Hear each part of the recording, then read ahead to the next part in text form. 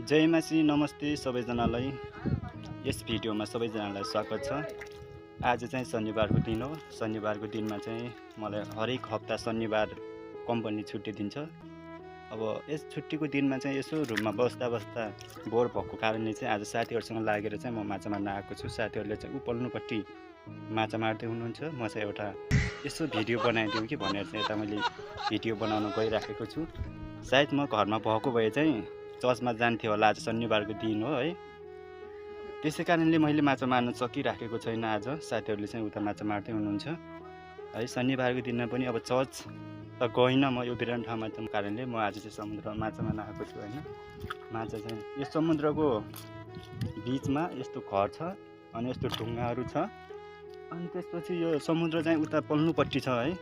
उता पल्नुपट्टि समुद्र छ, यता चाहिँ समुद्रको एउटा सानो खाल्टो परेको ठाउँ रहेछ। त्यही खाल्टो परेको ठाउँमा चाहिँ ट्याक्कै आज हामी चाहिँ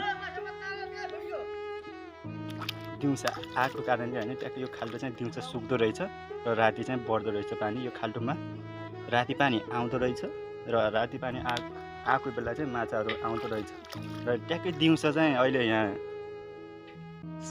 2 बजेको छ। ट्याक्कै 2-3 बजे चाहिँ यो खाल्टामा चाहिँ पानी सुक्दो रहेछ अनि यो खाल्टामा राति माछा आएको रहेछ अनि पानी सुकेको रहेछ।